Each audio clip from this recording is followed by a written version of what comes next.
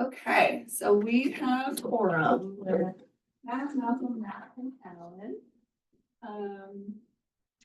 And we don't have any minutes, but first we'll start with public comment. If there's anybody from the public, there's no one in the room. If there's anyone online, let's go with that. And we'll move to number 3, Francis Street Beach Improvement Project. For Laura or Lynn, if you guys want to start with recapping where the project's left off. Absolutely. Let me share my screen.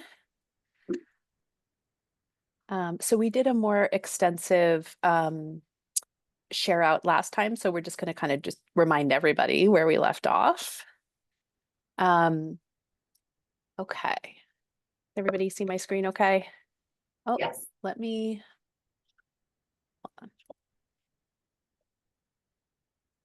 And do it so you don't see any chatter popping up. Okay. So today we're just going to do a little refresh of where we are in the project schedule. We are, ramping up again with all of our kind of technical consultants advancing the work now. We're going to hand it over to Todd and the PAR team to give a little update of their progress and, initial considerations on the waterfront structural engineering. Woods Hole Group will just chime in with a brief verbal update of coastal modeling process, and we're anticipating a full report out of that work at our next working group meeting on the 26th. Stormwater is also in progress. Hazen isn't with us today. They will also be here on the 26th for a full report out, but I can just recap where they are in their work, and then we can talk about next steps.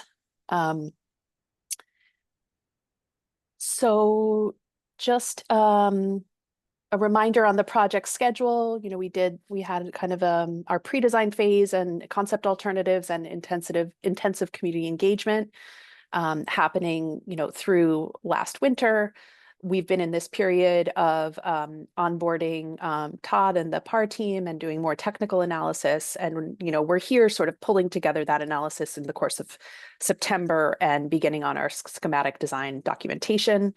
That will take us through the end of the year. And then in the new year, we'll be pivoting into the cost benefit analysis and the operation and maintenance guidance to provide to you all as you think about maintaining this place in the future. And so this is just a reminder of where we were last winter when we went out for the public outreach. We had the 2 alternatives, the dune swoop, which was more curvilinear, a little bit less intensive in terms of, larger seating areas. And then the more slightly more angular kind of maritime vocabulary with the beach overlook, which relates a little bit more like to the language of the Easy Street Park. And we asked the community members, what they thought the trade-offs were. For both alternatives, there was, discussion and questions, which I think we're addressing now through our technical analysis around stormwater flooding, how the potential stormwater management can relate to the groundwater levels, wanting to ensure longevity and adaptability of this design into the future as sea levels may continue to rise, planting and erosion, accessibility. I've heard a desire to maintain that kayak access and storage that happens on site today. And then there were some discussions about bike traffic if it were to happen on a boardwalk in the longer term. And we asked, for a sort of how appealing is each of the options to you? They were both fairly similar. The dune swoop came in at 3.58 average and the beach overlook at 3.15. One thing we wanted, before we get into the technical report outs, one thing we wanted to just pause on now that we have Todd and his team engaged is to talk a little bit about these alternatives from the perspective of constructability and sort of, certainly they're both feasible, but wanted to hear a little bit about the technical input on constructability. And I think this is really going to inform our preferred direction as we move ahead into schematic design. So Todd, did you want to just share a little bit of your initial thoughts as you looked at these schemes? Sure. Thank you. Sure. Good morning, everybody. So PAR's been working with the skate team and all the technical folks, and we've been going through all the data that was given to us and delineations of the dune, beach area, you know, sidewalk, and we worked with the team initially to start talking about the actual boardwalk structure. And it being classified as a dune requires that the boardwalk be a pile supported structure so that it is not a solid mass on the dune, but allows the pile supported structure allows the dune to migrate landward and seaward through the boardwalk structure. So given that being a pile supported structure, it now becomes a timber frame boardwalk. And, you know, as we're starting to develop the alternatives, both structures can definitely be built. As you can imagine, with a timber frame structure, the angular maritime type structure is a little bit easier. You got straighter lines, you know, the curvature is not as challenging for stringers and beam placements and handrails, or not handrails so much, but more of the decking being cut on a curvature. So as we're starting to evaluate these alternatives and constructability, cost increases go up with the more challenging curvilinear dune swoop option versus the angular beach overlook. So I just wanted to, that's kind of where our team is talking. We can do both, absolutely. They're both constructible. It's just the challenges in details and additional cost for construction. I hope that explains it enough, Laura. No, that's perfect. You know, so I think given I mean, I'm curious to actually hear from the group if you have initial thoughts based on this feedback. I know when we spoke about this with the collaborative working group in the past, there were maybe kind of split opinions about a preferred aesthetic. Both of them could certainly feel very integrated and contextual. And we also saw from community, it was fairly split. So just curious, given, you know, the technical feedback about the angular option being a little bit more cost effective and straightforward to build, if it resonated to advance that option with this group, or if you wanted to discuss a little bit. And we're not voting today which one to move forward to the 30% design. Once we get some more information from the modeling and et cetera, then we'll make that motion. But I think Laura's just asking sort of like initial thoughts based on what just said. Yeah.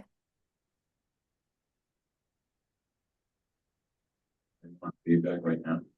Are they looking for something? We don't have to put you on the spot if you'd rather talk about it next time, but just seeding the question.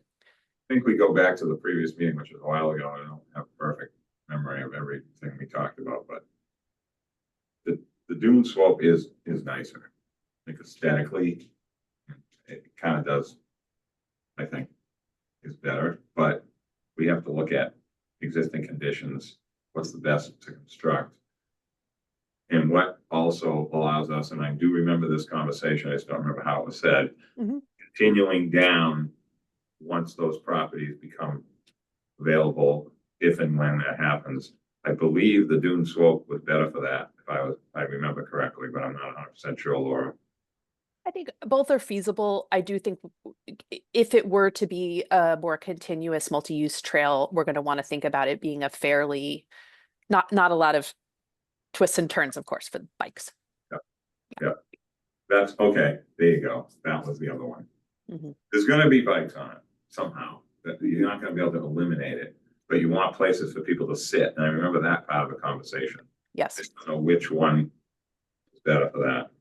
Mm-hmm. In other words, benches, places that people aren't sitting right where people are going to be walking or potentially riding a bike or something else or whatever. Mm-hmm. So the second, I mean, this one has benches that could line the pathways. The beach overlook creates a little bit more of a bump out with designated areas for seating overlooking the water where the movement would be behind them. Yeah.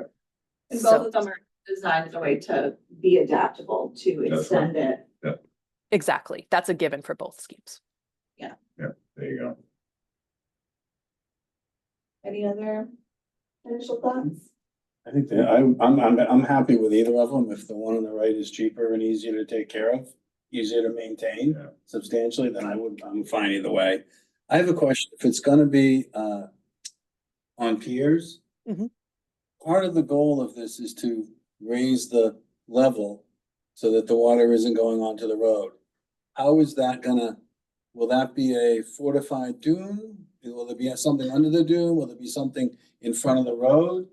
Like, are we building something that we're gonna be pouring sand on every year? Like, I've I seen. think that's Matt. I can't see your face. But Yeah. that's a perfect cue up for what Todd's going to talk about next and what his team is studying. So thank you. There's a couple of things still happening on the Woods Hole Group side, I believe, and Kirk can chime in on the analysis of the flood inundation and the scour. But we are evaluating how the dune interacts with the structure, the design height of elevation 8 of the top of the dune, the requirements and the regulatory requirements of the clearance between the dune and the structure to allow that to occur. As it stands now, the dune is currently around elevation 4.5 to 5 in some areas, maybe. Yep. So using the 2 foot, typically the 2 foot requirement between the dune and the structure, as it currently stands, we exceed that. We meet that, but we're also basically accelerating the accretion of the dune by adding dune and beach grass to it. We're creating a higher dune. So we're vetting those requirements regulatory wise where we have to have our structure in that. In addition to that, based on the analysis being done by Woods Hole Group, we are evaluating some sort of possible geotube core in the dune to help fortify it and keep it more stable so that there's minimal repair and maintenance after major storm events. And we're also evaluating a vertical structure wall along the sidewalk as a scour protection or a infrastructure protection for that, for protecting the dune. There's also, outside of what Kirk is doing and his team, the retaining structure along the sidewalk is potentially twofold of additional opportunities. One being, outside of being the scour protection, protecting the infrastructure, it also can, and again, we're only talking, I think conceptually right now, we're only talking about 18 to 24 inches above the sidewalk. We're not talking about a big wall. We're talking about just almost like a bench seat along that interface between the sidewalk and the dune. Looking at it as a possible maintenance feature so that the dune that we've elevated now doesn't sweep more frequently onto Washington Street and creating a maintenance issue for the roadway as one option, as one consideration. The other is looking long range and potentially raising of Washington Street in the future. In the environmental impacts and regulatory constraints, when you raise the road, you also then have to usually widen the embankment, and we would then potentially be filling on top of a resource area or a dune.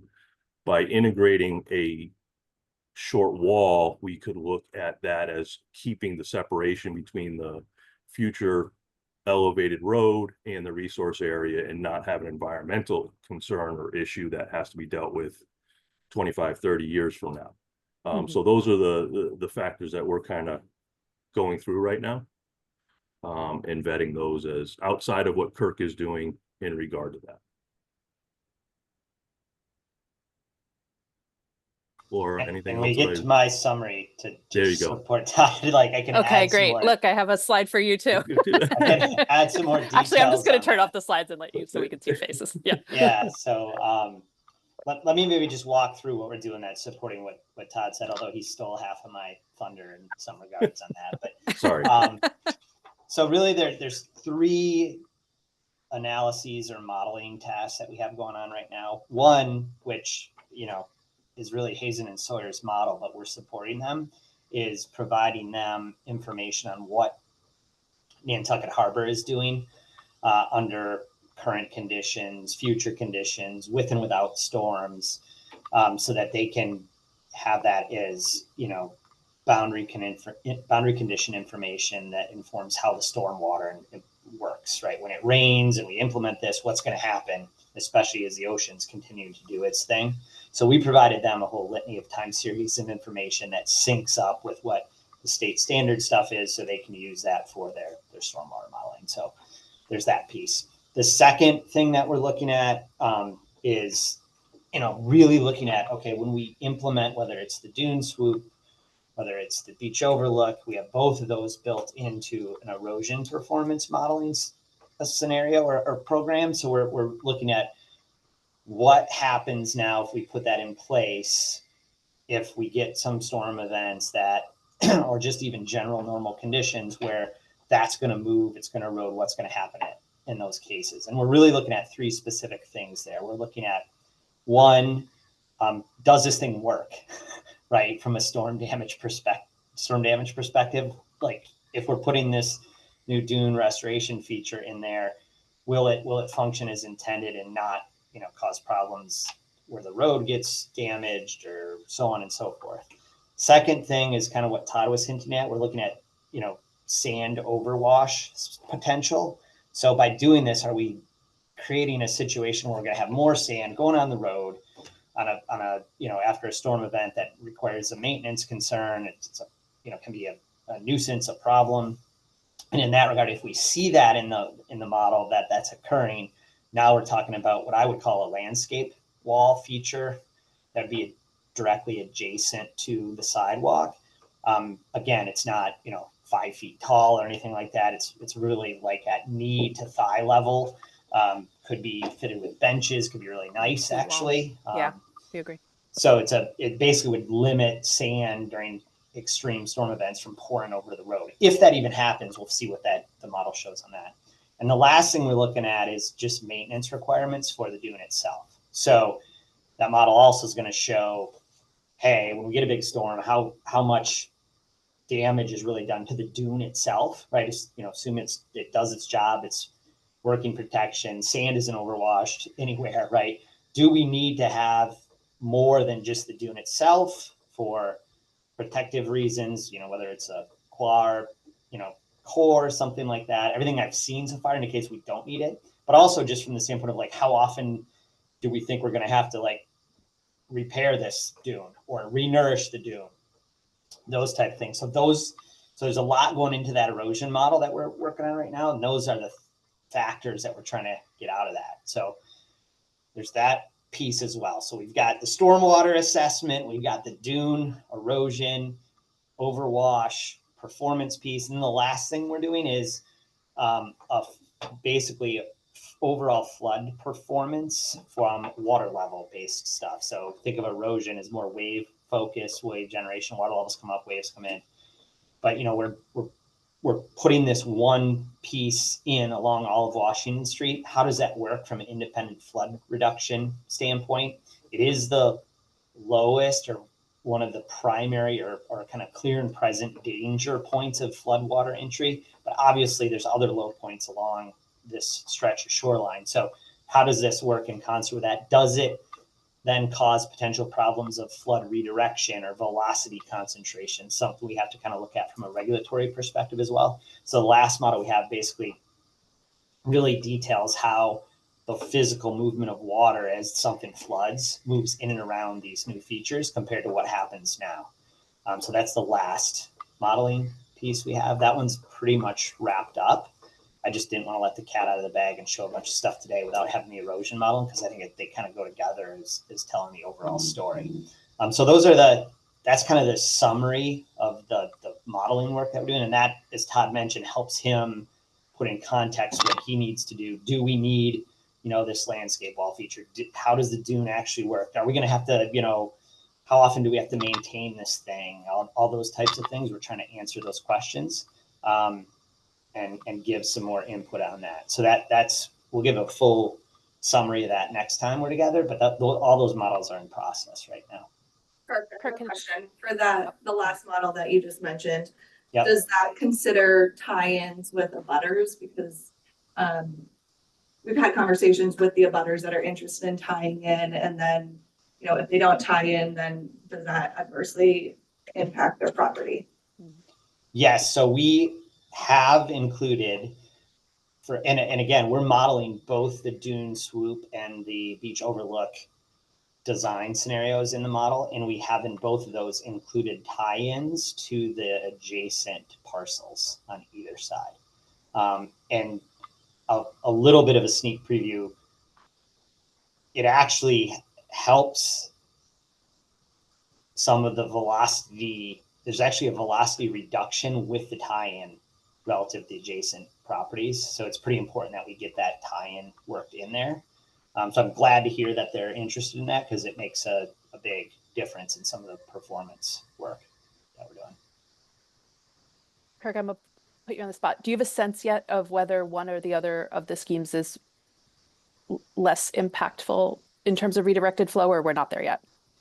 I don't think either of them is going to have, there's going to be minimal to insignificant difference in terms of the redirection of flow piece. Okay. But I think So that might not be a deciding factor in a Well, preferred. On the redirection of flow, I think where we might see a little bit difference is in the performance of the erosion piece. Okay. So right now I would say, hey, it's half a dozen to one, six the other, what you want to pick. And it's more aesthetic and logistics and all those types of things, personal preference. Sure. Certainly from a flood redirection standpoint, that's true. Okay. From an erosion, when you get a storm and how it erodes, that might To be continued on that. Yeah. That might have a little bit more influence on one's a little bit better than the other. So that happens when, you know, what the waves do, what the storm does to the actual geomorphology of the dune, right? Sure. There's That a makes difference sense. there between the beach overlook and the swoop. When the water comes in and floods everything, doesn't matter as much. Yeah. It's just the sort of repeated erosion on a It's the smaller erosional water level. processes, and we just want to make sure that I think generally they're going to work pretty similar, but there's more probability that they're different on the erosion side of things than the actual, like, hey, when a big storm of the water comes up, right? Yep. So say, for example, you get a really high king tide, right? And you might see some water coming in, like at Easy Street, we know it comes in, right? The beach overlook and dune swoop are going to work exactly the same for those. It's not going to matter at all, right? When you have just a water level that comes up. Now, if you have a big storm with a bunch of waves rolling through the harbor somehow, that there might be a difference between the overlook and the swoop. In that case, I don't know yet. So I understand. News at 11 on that one. But if I had to take a guess, and you hold my feet to the fire, I'd say it's probably definitely more a preference on logistics, aesthetics, all those things than it will be from the performance and erosion side of things. Okay, that's really helpful. Any questions about the thing, the structural waterfront engineering piece or anything for us? And Todd and I both promised, maybe I'll put Todd on the spot, that we'll have pretty pictures for next time that we can show all the results. Actually, I did want to talk about schedule because Todd has a conflict next time, I know. So we're going to come back on the 26th with a full report out from Kirk's team and from Hazen. So we'll have complete model. I'm decreeing it. We will have complete model outputs for that. That's at 11 a.m., right? Again? Yes. Okay. I just want to make sure I didn't have conflict. Please put it on your calendar. We wondered, and I don't know, Leah, we could take this offline if that's a better forum, but could we meet the off week, the 10-3, in order to have Todd share his progress, because we had to cancel the 10th for conflicts, and we're gonna be out a month if we don't touch base with Todd and the team sooner. Yeah, we just wait for your email at this point. I mean, seriously, Well, we don't really have, If we do have 2 meetings a month, it's the 2nd and the 4th Yeah. Friday. So do people want to look at the representatives, look at your schedule and see? What was the date? October 10-3, you rather have 3rd. 10 So week. we'll hold the 26th of September, but we're asking if we could swap the 10-10 for 10-3 in October. So we'll still have. We'll keep the 26th because we have lots to report on the modeling. Oh, you're keeping that, okay. And then could we do 10-3 in lieu of 10-10? Okay. Oh, I see, I didn't catch that. And so Okay. we'd be back to back, but it'll be different groups We get reporting. back to you on that, like, so. Yeah, that's fine. I'm putting, you know, Some of us Good don't have all this in You're okay our with that? phones. I have it written down on a piece of paper in my house. no problem. I'll follow up with an email, Leah.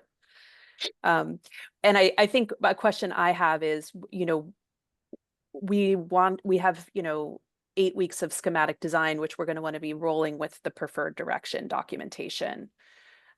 Do we feel like if we have the modeling outputs that we'll be comfortable voting next time we meet on the curvilinear or the rectilinear option?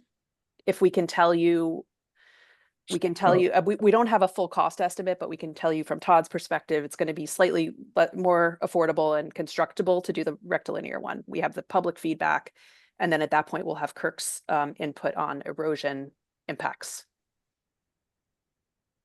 He's still on. Can I ask Kurt a question Yes. for you? Kurt, how you doing?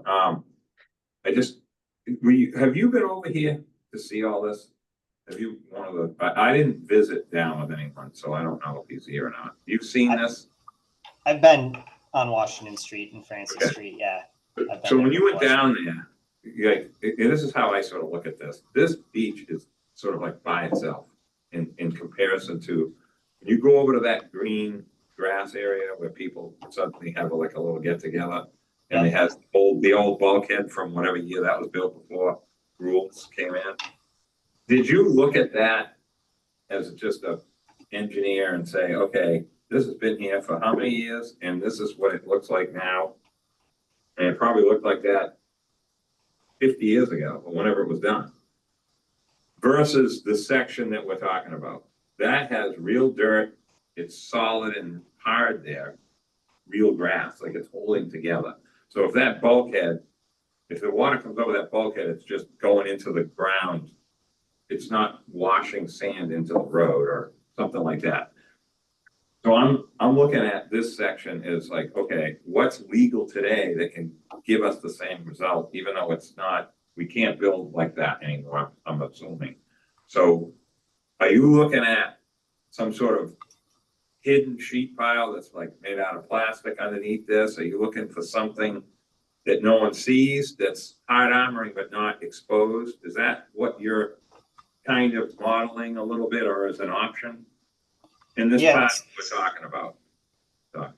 Yeah, so there's a number of things that I'll comment on. So to answer your question first, though, we're looking to see if that type of solution or hybrid approach is necessary at some level or not.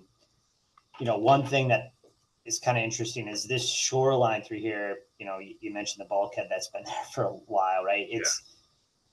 It's been this kind of state for a long time.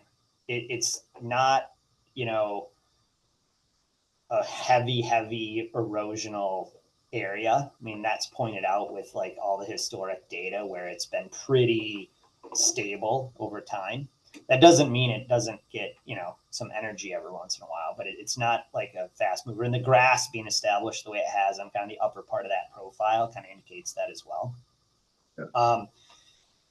So where I sit originally is I'm really hopeful that this type of design can really function pretty efficiently without having to do too much structurally, which is, you know, where regulatory concerns start to pop in. The real problem here is just, you know, it's low and the water level is not so low anymore on a regular basis. And yeah.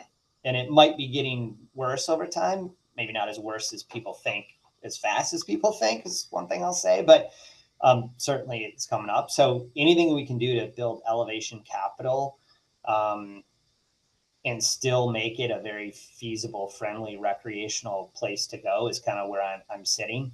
Now, I'm just making sure that the maintenance side of it is not going to be, you know, problematic, right? So when you put more sediment in that area, and if you do get some big event or big washover, does that create a problem? The tie-ins, as Leah mentioned, are pretty important here because if you don't do the tie-ins, you essentially basically create nozzles for flow when you do get those high water levels, right? You think of it as like I have this pathway where the water comes in now, and then I'm going to just constrict it to this, put my nozzle on my hose and shoot water through here. And that's a big problem. So where tie-ins are kind of important. So there's a lot of stuff to think about there, but generally I think, in all the beaches and areas I look at, this is a pretty good location to do, a full kind of non-structural solution, as long as you're, thinking that the goal here is to make sure Washington Street isn't getting wet, on a more regular basis in the future. Did I answer your question? Pretty good. Yeah. That being said, we are considering solutions with an internal wall with that landscape wall on the backside. If we need it, we're going to look at it. I'm just trying to still figure out if we need it or not. So Yeah, and from a permitting standpoint on a structural wall, a core, like a sheet pile wall or something to that effect, is not going to be something that is going to be permissible, that it's classified as a dune. So that's what we're challenged with, as to where that is, and which is why we're also looking with Kirk on, if we need some sort of stabilizing core, what is that? And that might be a geotube, it might be some sort of coil envelope. There's a couple of alternatives that we can do that aren't actual structural, but might provide a little bit more of a stability that may be needed. Would be embedded with. So I like sand that. and plants. You gotta have some kind of fake material of some kind. It's not gonna wash into the road, like just sand. That would go over, that would make us look like idiots if that happened. You know what I mean? There's gotta be some kind of way that's acceptable to today's permitting that allows for something. yeah, that was the idea behind kind of the backside wall, right? In the landscape feature. Also, we want to make sure we reestablish vegetation through that stretch as well. That'll help. But let's see what the model shows for that. And I'm going to be curious, kind of there's of course some tipping point with everything, where if you assume enough climate change and sea level rise, it's a problem. But, it also, we want to make sure that the service life of this makes sense, right? So, Yes. and that you're not out there maintaining it after every storm, right? Like, even, you get some minor storms, you go, I got to go fix this thing. That's not where we want to go either, right? So I'm hopeful that it actually is pretty significant and robust. Like when you get a storm now that floods over this area, right? The water gets into Washington Street, but it's not like you have to go out there and fix the dune or the beach. And that just kind of is a good indication that if we get some elevational capital and, can make it work, you probably don't have to go and maintain it as much as you think to, but we want to make sure that's the case. I just pulled up you guys see the resource area delineation. I think what a dimension of this, Nat, to your question, that, the delineation was done after the initial sketches, and we have a better sense now that this area marked coastal dune is designated as a dune resource area, even though it's a very small little mound with, the land bank did some restoration planting in there, but it is categorized as a dune now. What that means is, from what we understand, talking permittability with Todd, and you can probably speak to this more than I can, but putting a sheet pile through the middle of this resource area is not going to be permittable. What we could do is either some of these other strategies, like the geotubes or the core in the dune within that area, perhaps, or we could run that low wall along the backside and then nourish the dune such that we have a vertical structure outside of that resource area. But those So are in other words, to keep the street from flooding, even though there may be some issues with the rest of it, that's sensible. If there's a way to keep it from.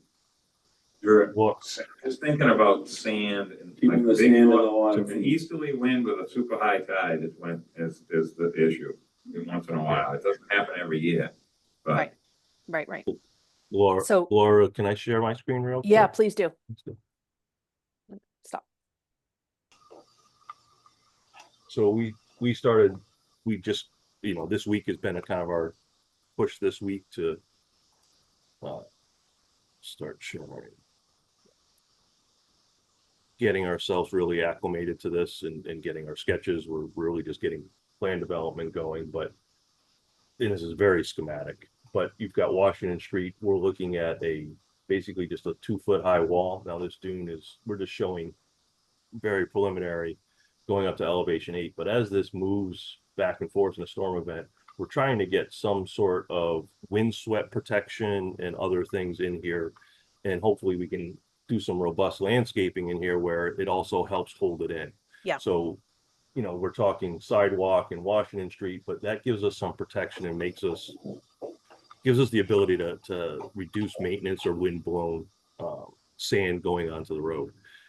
How that all looks landscape wise, this is very preliminary, but these are the things we are considering and really taking a look at because we know how important it's going to be. Does that address your question, your concern, Nat? No, this is good. I just, I know we have to go from the past to the present with the way we build things, even though it makes no sense sometimes. And I know there's gotta be something that fits some kind of hot armoring that you're not allowed to talk about some way, because we need to have that. I mean, the reason you have that soil down there in that little place where people go, that was because there was a house there. So there was people just made a yard and they put loam and planted grass, and now it looks completely different than everything else because it was something different before. You got to look at these things and how everybody did their property back when there was houses all along Washington Street. And here we are trying to plug this hole. We got this one part that's an actual beach, and the rest of it really isn't a beach. Right. Like that. It's a lot of crap in the beach, and then you got different areas with the bulkhead. Some don't have the bulkhead.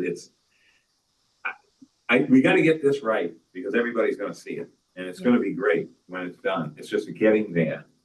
Think of it as Easy Street at whatever whatever we're calling it, beach this week.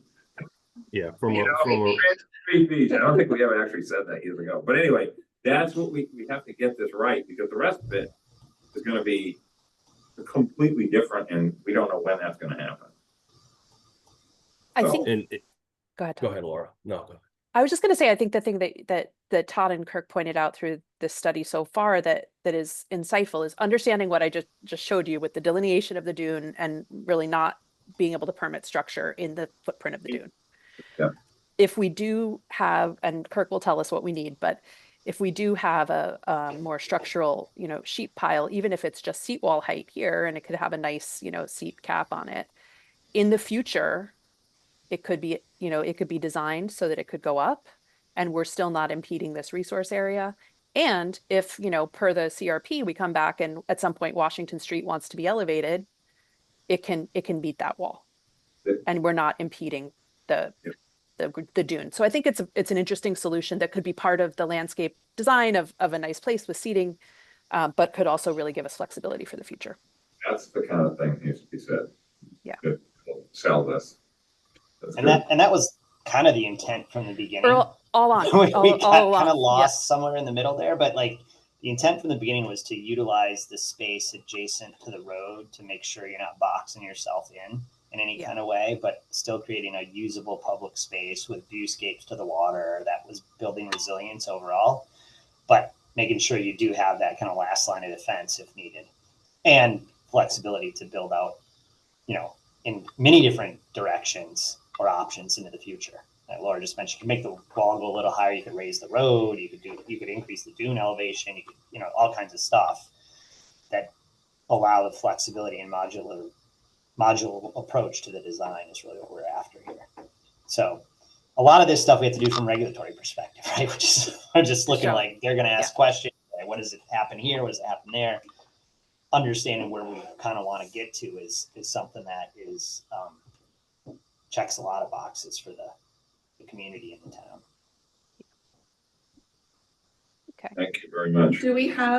I have on the agenda a brief update about the stormwater modeling. Yes, and I can just do that verbally real quick. Again, we will have the model outputs from Hazen at the meeting on the 26th. We talked with them yesterday, and they have 4 stages of what they're modeling in their work. So they're looking at, let me see if I can just pull up a site plan. Oh, I'll go back to the presentation.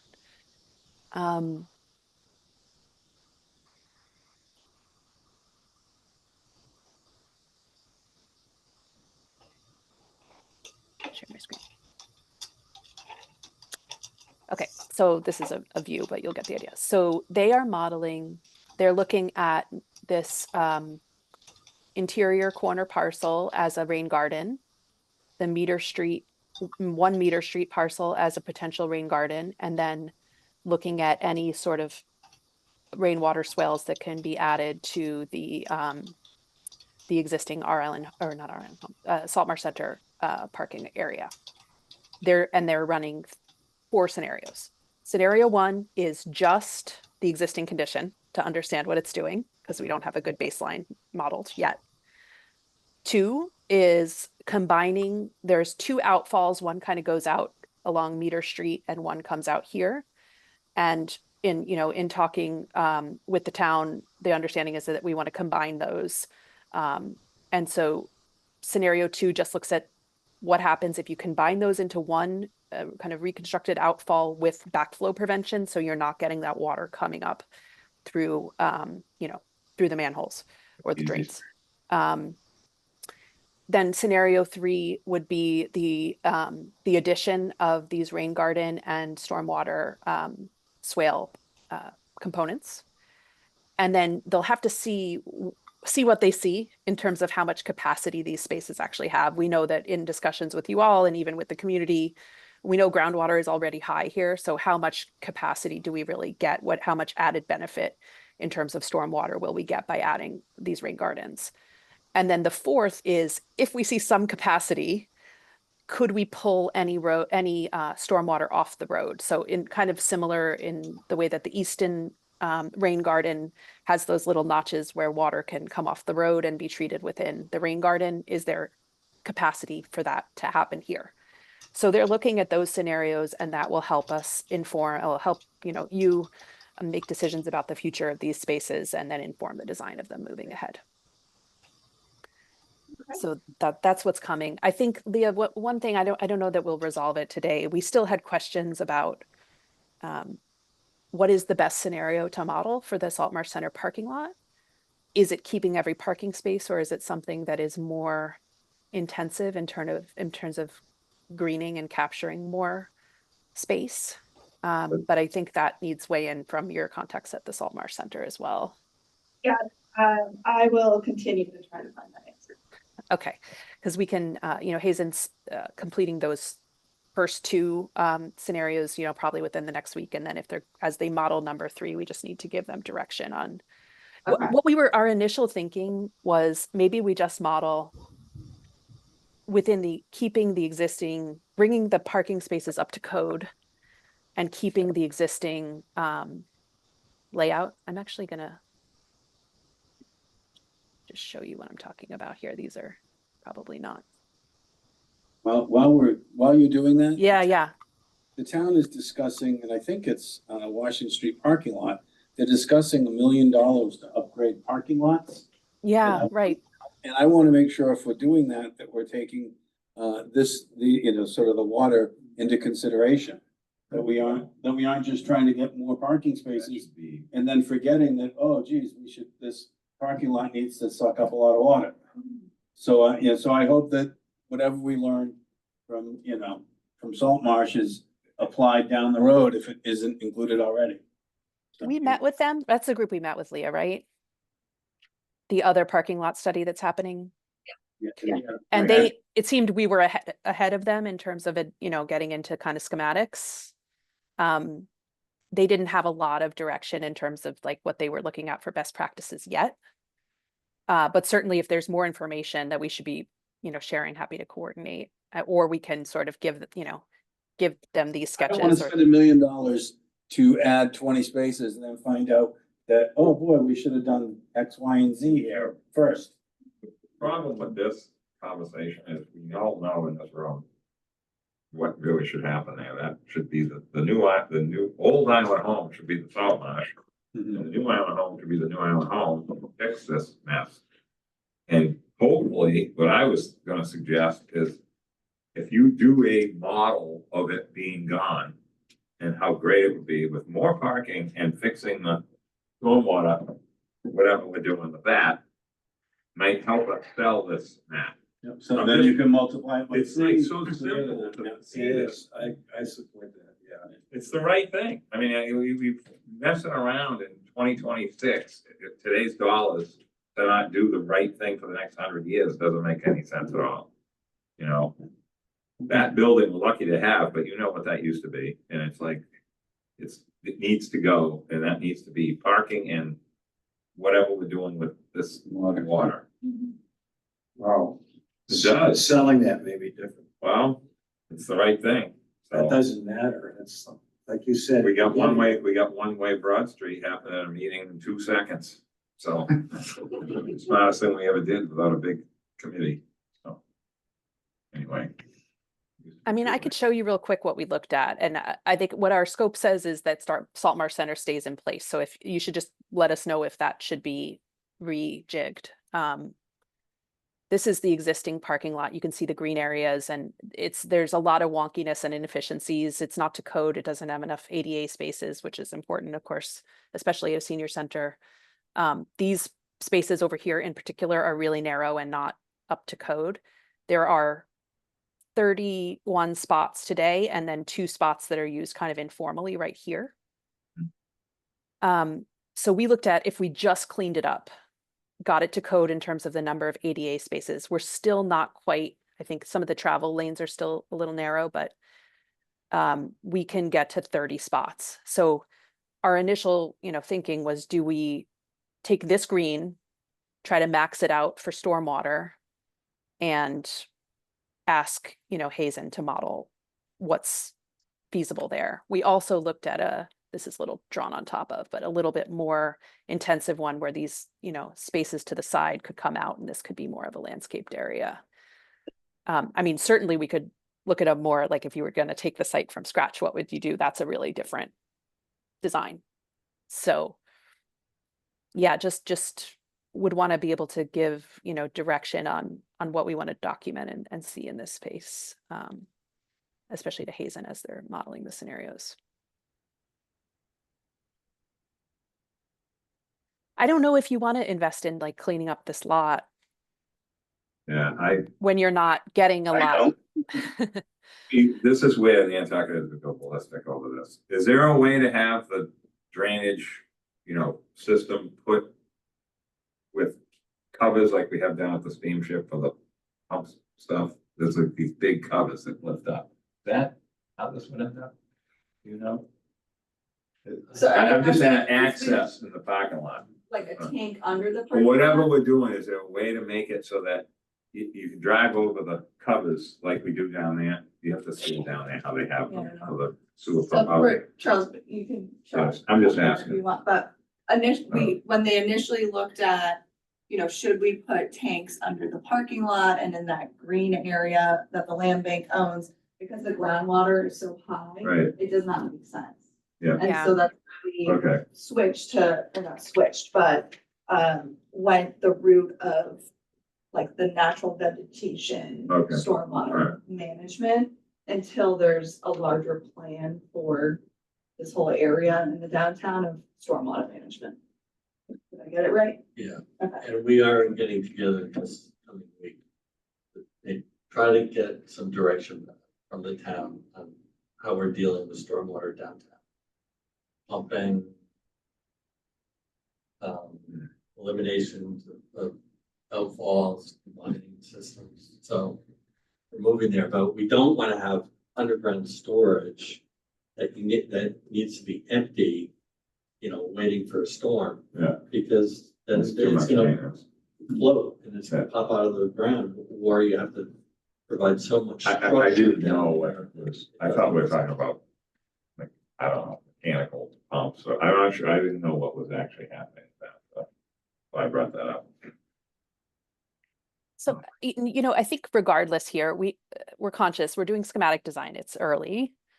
We're documenting a moment in time. And I think it's worth, we've done a lot of study here. So I think it's worth it for us to give you documents that represent that work. I think the question that we need guidance on from this group and from the town is, do we want to do a more conservative version that is driven by the current salt marsh centers need to maintain every parking space or as many as they possibly can? Or do we want to memorialize a version that would be a more aspirational, stormwater forward design? And, we could certainly look at those further, but I think it's actually we need to understand the drivers for what we're trying to achieve here, which are, there's competing interests in this space right now, and probably nearer term and longer term needs from the space.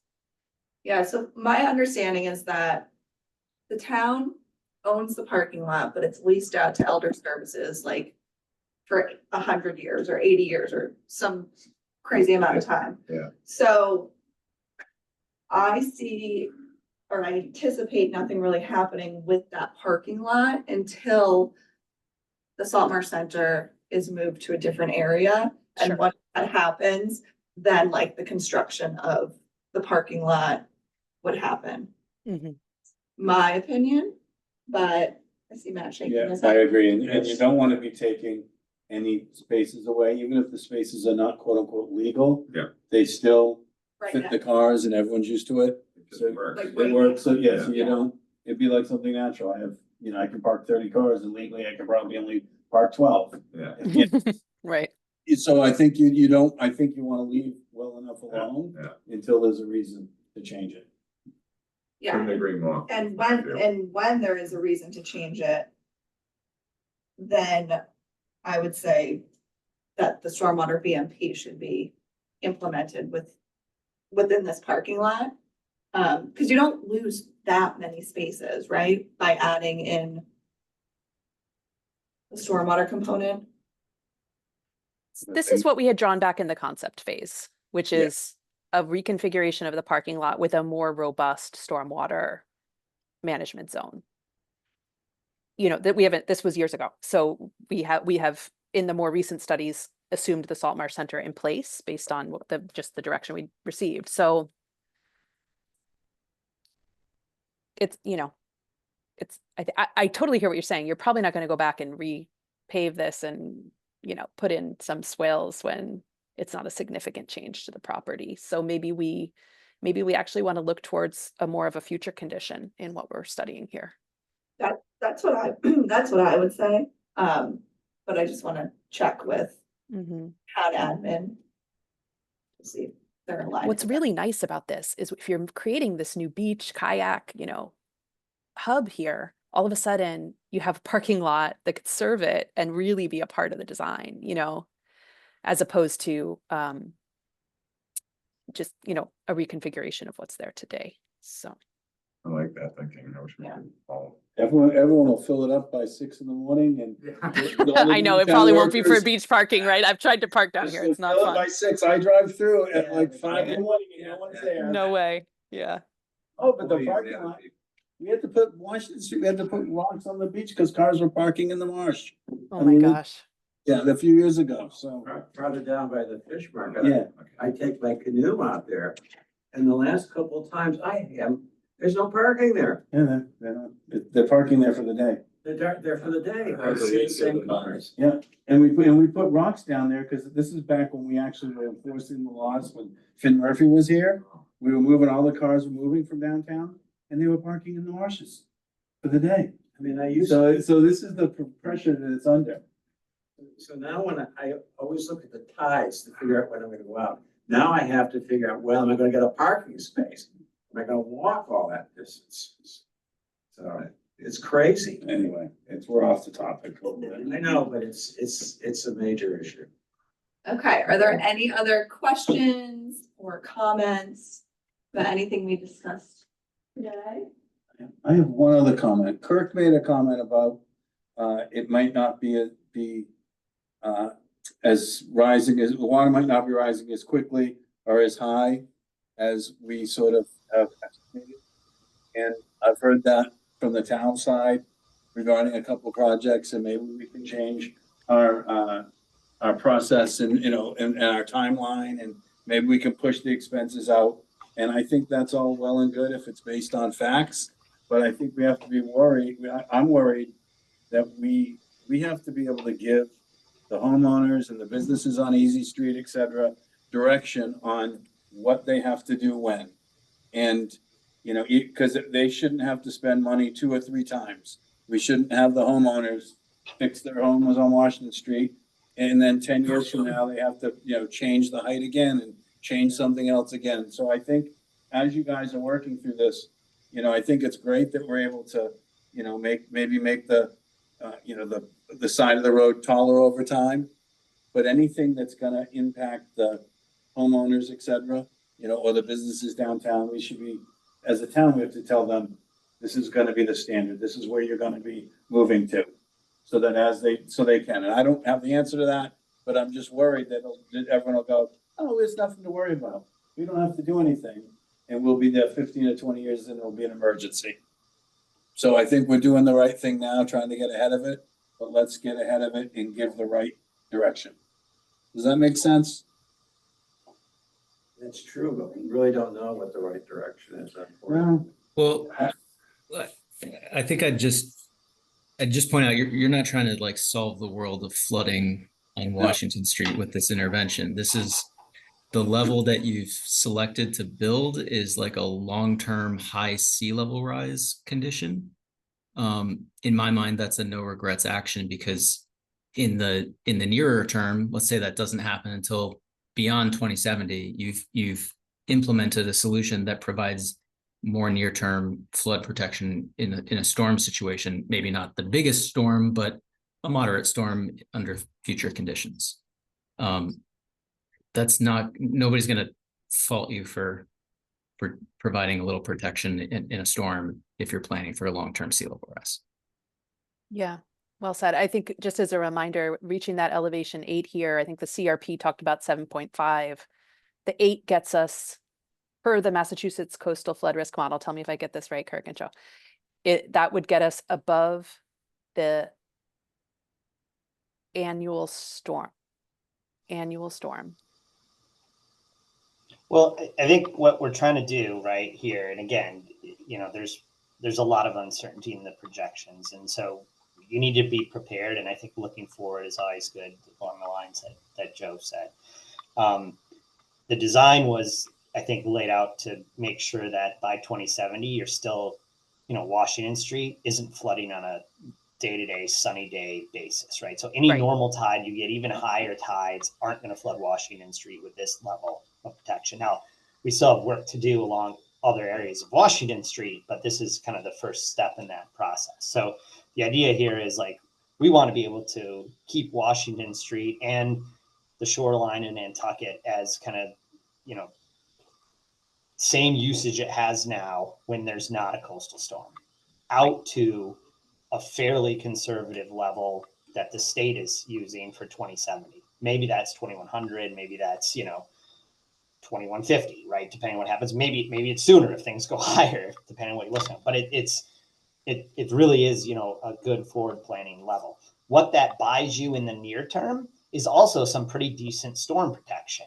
right? So now you're protecting yourself as against a pretty big storm of today, you know, probably 50 to 100 year level event. And then, you know, every kind of normal storm, as you go forward in time, you know, that becomes less and less, but it still is pretty functional. And the idea is like, you're not going to have to stop using Washington Street for just daily tides, you know, in a good time horizon.